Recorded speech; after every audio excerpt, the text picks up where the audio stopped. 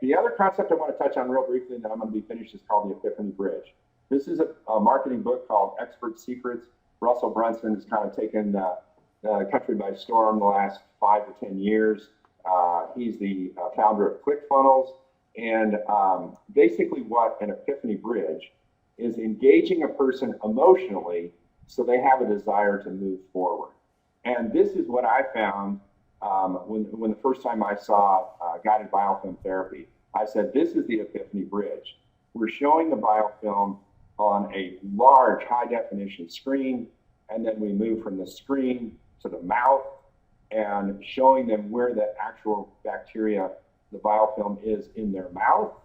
And then, you know, to me, that's it. How could you better explain this whole concept? Because I'm going back to this whole thing of customer experience. The problem with the customer experience is no one's ever shown them the problem.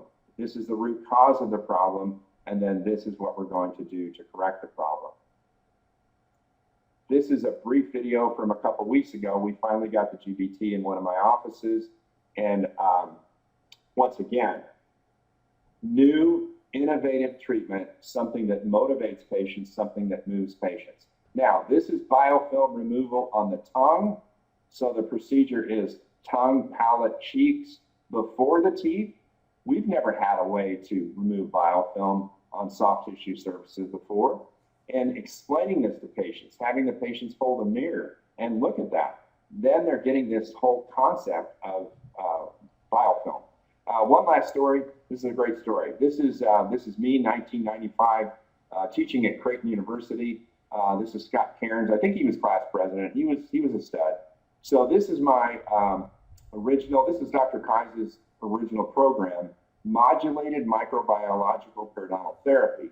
That's a 10-inch monitor. Now, when I was in clinical practice, we were getting these results with a 10-inch monitor. Now we have a 55-inch monitor, and the results are amplified significantly.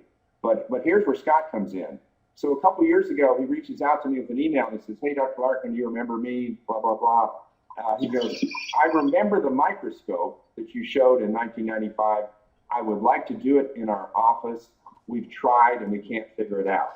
I said, "Scott, I can do it probably in 5 minutes over the internet, but I would prefer to come out and see your clinic, meet your family, the whole works." Scott is probably in the top 1 percentile of dentists from a production standpoint, extremely accomplished across all disciplines in dentistry. And this is what he wrote in a company internal blog within a week of putting in the Larkin Protocol into his practice. He said, "The evidence of pathogens swimming and swirling in front of a patient has the most significant emotional impact I've ever seen." Now, coming from him, I would consider that extremely authoritative. So that's another example of this concept of emotional impact. We're not appealing to logic and explaining pocket depth and bone loss. We're trying to get these patients to move forward in a manner that's in their best interest health-wise by appealing to that emotional impact.